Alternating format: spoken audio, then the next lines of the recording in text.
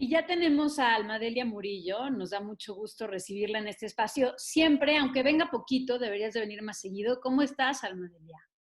Pues muy bien, ya llegamos a diciembre, lo cual es un logro. Totalmente. Estamos vivos en diciembre. Bien, es un placer siempre estar con ustedes. Invítenme cuanto quieran que yo vendré. Bueno, Oye, pero en este tiempito que no te hemos visto, en este ratito entre que fuiste jurado de El Mundo desde tu ventana, y luego que cuando estaban a punto de mandarnos a Ilana y a mí con leña verde a la quema, porque resulta que la apología del feminicidio, sí es cierto. espérense, que esto no es una inquisición, acuérdate. Claro. ¿Qué hiciste, Almadelia? Ahora le cuentas, porque tú y Julia Santibáñez son las dos ahora principales acusadas de un crimen de lesa brutalidad, porque va en contra de la verdadera brutalidad de este país. Así que ahora nos cuentas. Bueno, ¿Qué se armaron? ¿qué Les traes? cuen- sí, les cuento con muchísimo gusto con Julia Santibáñez, que es mi partner in crime. Siempre andamos juntas ideando cosas perversas. Estrenamos un podcast para hablar de la noticia de la semana, pero siempre contrastada con literatura. Se llama Diario La Libro. Es un podcast que se escucha en la plataforma Audible o Audible, se escribe tal cual Audible como en español. Es una plataforma de Amazon. Y la verdad es que es una gozada, un atasque delicioso. Son 12 episodios donde agarrábamos el meme de la semana, el trending topic de la semana, la ofensa digital de la semana. Y Que vaya, decíamos, ¿qué escritores, qué escritoras han pasado por el tema, pero desde la literatura? Buenísimo. Una pregunta, porque todo el mundo está emprendiendo en estos tiempos de pandemia y aprendiendo también a usar nuevas tecnologías, a incursionar en nuevos medios. Y un poco podríamos decir que todo el mundo está haciendo podcasts, todo el mundo está haciendo lives. La gente entre que quiere ver lives y ya no, entre que quiere oír podcasts y ya no sabe cuáles, porque ya hay un universo enorme. ¿Qué opinas? Y te lo digo desde el lado de una persona que también está incursionando pues en YouTube, llego tarde a YouTube, pero ¿qué tanto crees que contribuimos a la precarización a lo mejor del trabajo, porque no hay una remuneración para muchas de las personas que están haciendo esta labor y que están queriendo entrarle a un medio nuevo para ellos y que a lo mejor no están cobrando un centavo? Uh-huh. Bueno, desde luego es un costado o un ángulo de este tema que hay que revisar.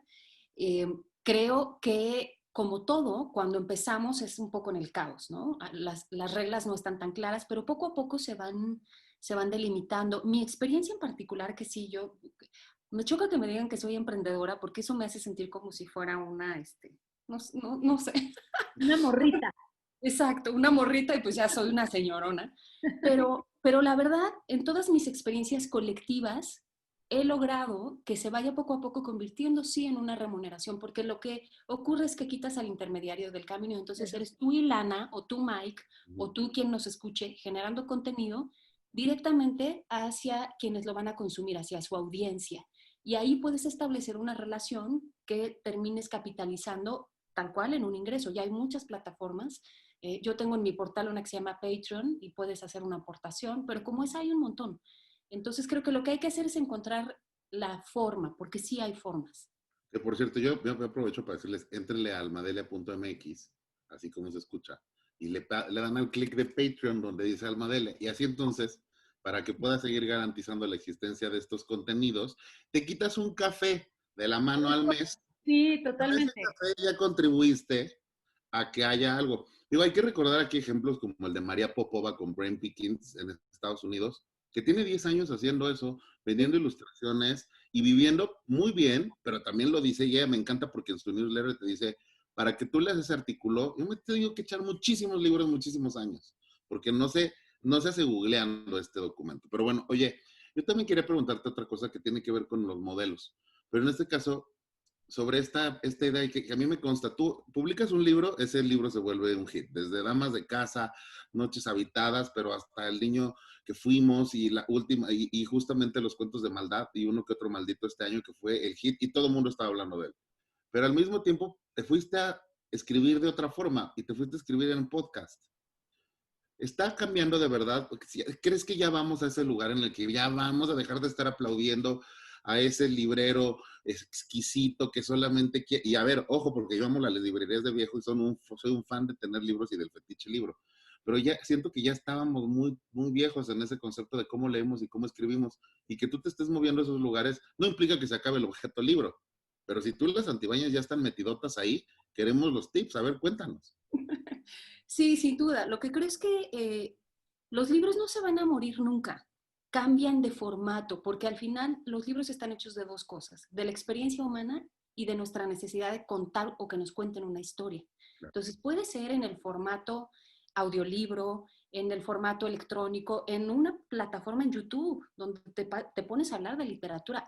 Hay canales de YouTube de gente que lee libros. Eso es lo que hace, leer un libro, ¿no? En uno de los episodios, volviendo a nuestro podcast Diario La Libro, que se llama El futuro distópico, tomamos las dos novelas de 1984 de Orwell y Fahrenheit 451 de Bradbury y las trajimos al presente, ¿no? ¿Qué de esas dos novelas estaban en el 2020? Y no mames, o sea, casi todos sí fueron de alguna manera premonitorias.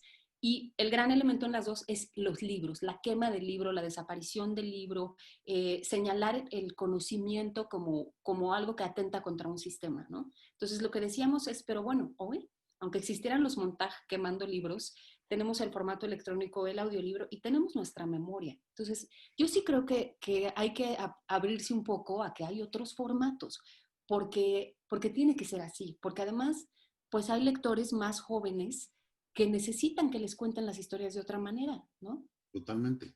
Oye, ¿y están guionando sus podcasts o lo hacen más como una charla? O sea, porque también ahí eso me imagino que, Mike, también te refieres un poco a este cambio de formatos en donde la escritura tiene un papel preponderante, pero me imagino que con dos mujeres que saben tanto de literatura no necesitas escribir, ¿o sí? Pero al mismo tiempo, no, pero al mismo tiempo a mí me tocó cachar un día a Alma Delia corriendo porque tenía que entregar una cosa era escrita para algo, creo que era de este proyecto. ¿Right, Alma Delia? Sí, o sea, es un podcast conversacional de literatura versus noticias, lo cual no exime, y lo saben ustedes que hacen radio, de hacer un chingo de trabajo, investigación y de escribir. Sí, Total. Julio y yo hacemos para cada episodio un guión, donde primero te contamos, les voy a platicar. El primer episodio fue, obviamente, epidemias en la literatura, ¿no? Entonces trajimos 4 o 5 datos fundamentales de lo que ha pasado con la pandemia del COVID. Y luego eso lo comparamos contra un cuento de Allan Poe que se llama Máscara de la Muerte Roja, La peste de Camus y El amor en los tiempos del cólera de Gabriel García Márquez. Pero no solo los textos, sino los autores, sus vidas, cómo se vinculan. Tuvimos un episodio que llamamos Esposas en el Poder, la semana que Beatriz Gutiérrez Müller nos enloqueció poquito, y fuimos a Macbeth, porque había que hablar de Lady Macbeth de Shakespeare. Entonces, pues te tienes que poner a escribir cosas, porque además Shakespeare es una tarea gigante, ¿no? Y uno más que es el amor LGBT, cuando el Papa dijo que los homosexuales y la gente con otras preferencias merecía una familia y el matrimonio y tal, analizamos El vampiro de la colonia Roma, de Luis Zapata, y el retrato de Dorian Gray, del maravilloso Oscar Wilde. Ahora, para hablar de eso, pues sí le tienes que chingar, leer, analizar. Y bueno, Julia y yo, que somos unas nerds. Híjole, sí me consta. Pero por eso están buenísimos los episodios, porque no es nada más dos señoras que se toman un café y opinan. Unos vinos sí, unos vinos con Ilana y Leo sí son dos señoras que se ponen a beber y a platicar. Eso también está delicioso, ¿no? Pero este formato, digamos, tiene una gran dosis de rigor Sí. literario, de investigación, de lectura, de análisis, y otra de puro gozo y diversión. Eso hay que escribirlo, o sea, sí tienes que planearlo. Claro, por supuesto.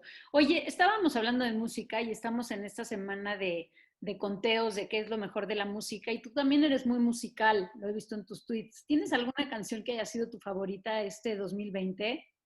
Sí, el otro día estaba viendo el spot y ya ves que te dice. Claro. Lo que más escuché fue una canción preciosa, como muy reparadora, de Gregory Porter, que adoro a Gregory Porter, que se llama Take Me to the Alley.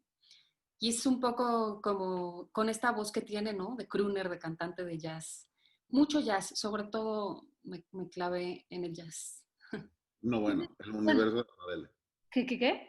El universo de Almadelia entre libros, copas de vino, café y jazz. Ya.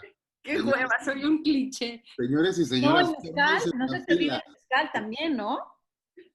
Y el mezcal, bueno, importantísimo. y Importantísimo. maldad, cuentos de Libre de maldad, COVID. cuentos malditos. Libre de COVID. El mezcal libre de COVID y la maldad no tan libre de COVID. Ay, Almadelia, pues qué gusto tenerte por acá. Ven más seguido. Te invitamos. Sí, feliz, feliz. Y para hablar de libros más, ojalá luego pueda estar mi rubia, mi poeta Santibáñez, que también tiene sus muchas cosas que decir. Ya viene prontito. Viene pronto Julia Santibáñez, a quien le mandamos un beso, de las mejores editoras de México y evidentemente las mejores poetas y las mejores escritoras. Está ahí Diario La Libro con Almadelia y Julia Santibáñez, Almadelia Murillo. Síganla también en Twitter, Almadelia MC, y No se van a péguenle arrepentir. al Patreon en almadelia.mx. No se hagan, que esos libros no se van a leer solos. Así que gracias, Almadelia, besototes. Gracias a Beso, ustedes. abrazo. Gracias.